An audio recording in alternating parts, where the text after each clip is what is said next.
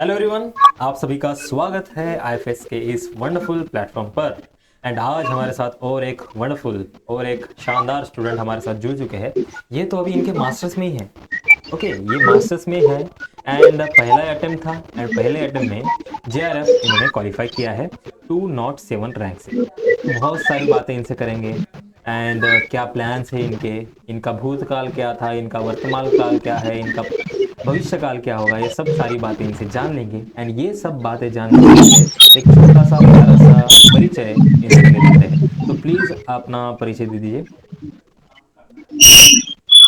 Uh, Sir, myself Mohammad Danish Khan, and I'm pursuing my masters from biochemistry from University of Lucknow. ये मेरा first attempt था and I got JRF with rank of 207. Great great, बहुत बढ़िया। पहले इस rank के लिए आपको बहुत बहुत बधाई हो, इस रिजल्ट के लिए आपको बहुत बहुत बधाई है पूरे आईएफएस की तरफ से। एंड कहाँ से प्रिपरेशन किया है आप, मतलब बैच के स्टूडेंट थे या फिर यूट्यूब से ही पढ़ा है? सर मेनली हमने यूट्यूब से ही पढ़ा है और इमोशन बैच से हम जुड़े रहे थे. बाकी एग्जाम मैपिंग सीरीज थी, JRF एक्सप्रेस थी, उस सबसे बहुत हेल्प मिली सर. वाह, बहुत बढ़िया। बहुत ये ऐसे जो रिजल्ट्स देखने को मिलता है ना, जो यूट्यूब से आते हैं, बहुत गर्व महसूस होता है कि क्योंकि हमें नहीं पता होता है कि आप कितना पढ़ते हो, देख के क्या करते हो। हम हमारे तरफ से तो एफर्ट्स डालते हैं, बट आप आपके तरफ से कितना एफर्ट्स डाल रहे हो ना, ये समझ में नहीं आता। ये ऐसे ही समझता है जब रिजल्ट्स आते हैं।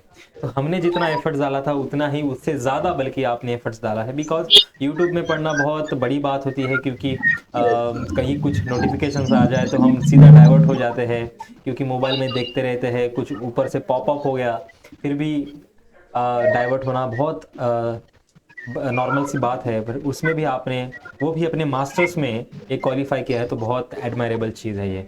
एंड आपका मास्टर्स बायोकेमिस्ट्री में चल रहा है, राइट? तो ऐसी कौन सी यस. सिमिलर बात है जो बायोकेमिस्ट्री एंड सीएसआर एग्जामिनेशन के सिलेबस में सिमिलर देखने को मिलती है?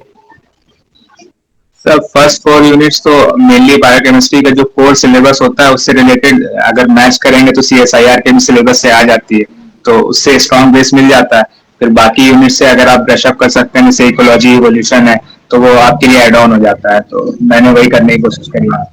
मतलब पहले के 4 जो यूनिट थे बहुत अच्छे तरीके से आपने प्रिपेयर किए हैं, basic yes sir. Fundamental unit.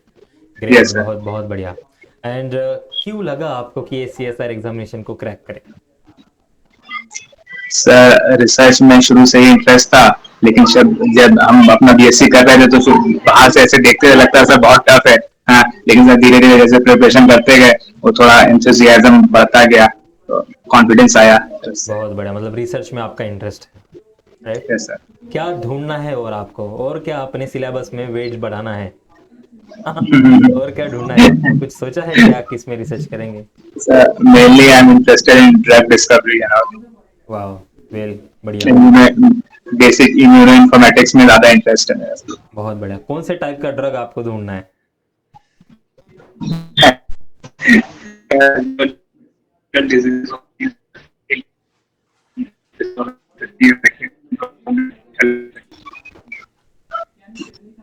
Yes. Sir basically I want to work on neglected tropical diseases, जिसकी इतने हम लोग के पास वैक्सीनेशन प्रोग्राम नहीं है, जिनको बेसिकली निगलेक्ट किया जाता है और पोटेंट ड्रग भी नहीं है उसके हम लोग के पास.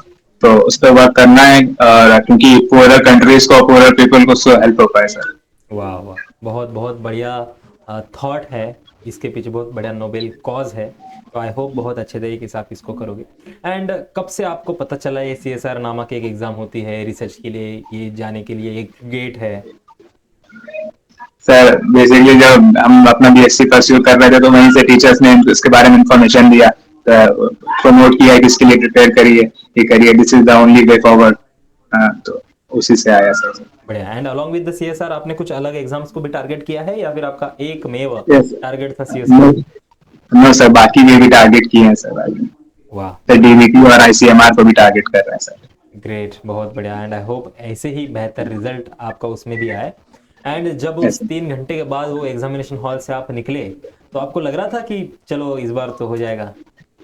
सर. हाँ सर, लग रहा था, लेकिन सर बहुत नर्वस थे. फिर हाँ। बाद में सर जब आंसर की वगैरह से थोड़ा मिलाया तो थोड़ा कॉन्फिडेंस आ गया था. फिर लगा कि नहीं सर, हो सकता है. ओके, अभी तो हमने बात की 3 घंटे के बाद बाहर आ गए। बट वो 3 घंटे की बात करते हैं हम, है ना? वो 3 घंटे हाँ। में क्या सोचा आपने, कैसा रहा आपका माइंडसेट? हम्म। तो सर 3 घंटे में सर जब स्टार्ट किया सेक्शन सी से स्टार्ट किया था, तो क्वेश्चंस हो रहे थे, तो थोड़ा सा कॉन्फिडेंस बूस्टअप हो गया। तो फिर उसके बाद बी और ए जैसे जैसे करते गए ऐसे कॉन्फिडेंस आता गया, ऐसे ही करते गए सर। वाह बढ़िया, मतलब सबसे पहले आपने सी को अप्रोच किया है। यस सर, सी क्या को क्या अप्रोच कारण है इसका? सबसे ज्यादा स्कोरिंग सर सी सेक्शन होता है। और हमने प्रिपेयर भी सर ऐसे ही किया था कि जैसे आईएफएस में भी सब प्रिपेयर कराते हैं, तो सेक्शन सी को बहुत अच्छे से सर ने एनालिटिकल क्वेश्चन सब प्रिपेयर कराए थे, तो उसी को अच्छे से किया था। तो स्टार्ट भी सर सेक्शन सी से ही किया था सर। ग्रेट, बढ़िया। ये गेम चेंजर है ना ये part C, right? Yes sir. अगर सही किया तो अच्छे तरीके से गेम चेंज होगा, नहीं तो बहुत हाँ। गलत तरीके से गेम चेंज होगा। आपका गेम यस। बनाएगा भी, आपका गेम बिगाड़ेगा। एंड पार्ट ए की मैं बात करूँ तो कैसा था पार्ट ए आपका? पार्ट ए सर अच्छा गया था। अभी सर गेट का भी एग्जाम हमने दिया था, तो हाँ। उसमें उसके लिए तो जनरल एप्टीट्यूड सर थोड़ा सा ज्यादा ही पढ़ लिया था गेट के लिए। अच्छा, बढ़िया। उसका गेट के लिए जो प्रिपेयर कर लिया था जनरल एप्टीट्यूड सर, उसमें हेल्प हो गई थी सर क्या। बहुत बढ़िया, तो मतलब उतना कुछ आपको डर नहीं लगता था पार्ट ए को, अब मजा आता नो था सर, प्रिपेयर ऐसा करने में? ऐसा कुछ डर नहीं। बहुत बढ़िया। एंड यही एक लिमिटिंग फैक्टर हो जाता है ना, जब आप सीएसआर के लिए प्रिपरेशन करते हो, ये पार्ट ए को बहुत लोग स्किप कर देते हैं। एंड जिन लोगों हाँ। ने इसको अटेम्प्ट किया है, ऑब्वियसली उनका रिजल्ट बहुत अच्छा आएगा। मतलब जो नॉर्मली आने वाला था उससे थोड़ा 10-20% एक्स्ट्रा बढ़ के आता। Right, yes. बढ़िया।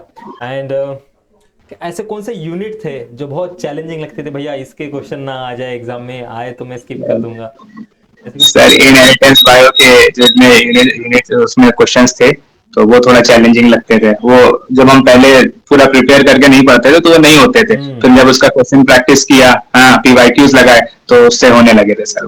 मेथड्स में थोड़ा बोलबाला नहीं था। हाँ सर। एंड बोलबाला कौन से सब्जेक्ट में था? ऐसा लगता था कि यार इसके तो दिन भर पढ़ूं, दिन भर सवाल सॉल्व करूं, ऐसा कुछ था?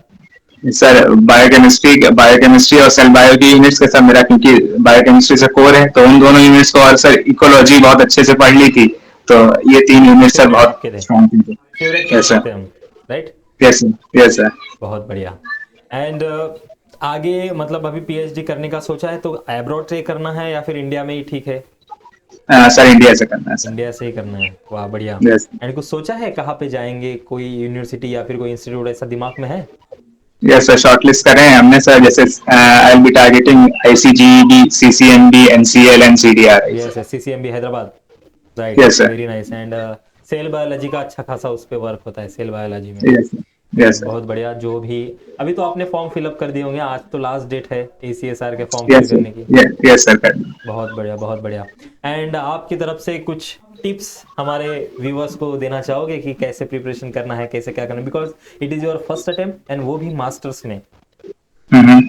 सर बेसिक चीज ये है कि सिंसेरिटी से करना है और कंसिस्टेंसी से करना है। इट डजेंट मैटर कि आप 16 घंटे 14 घंटे पढ़ते हो, उससे कोई मतलब नहीं है, और फिर 4 दिन नहीं पढ़ते हो। Consistency is the key. 3 घंटा 4 घंटा आप जो भी पढ़ते हो कंसिस्टेंटली पढ़ो, और लास्ट में only thing that will matter is revision and PYQ practice.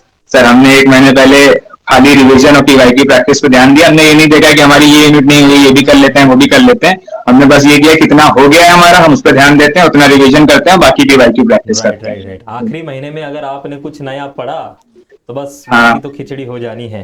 Right, ये तो यस सर। बात सही है। एंड इन्होंने हमारे व्यूअर्स को बता दूं, इन्होंने क्या कहा, कंसिस्टेंसी। कंसिस्टेंसी क्यों कहा?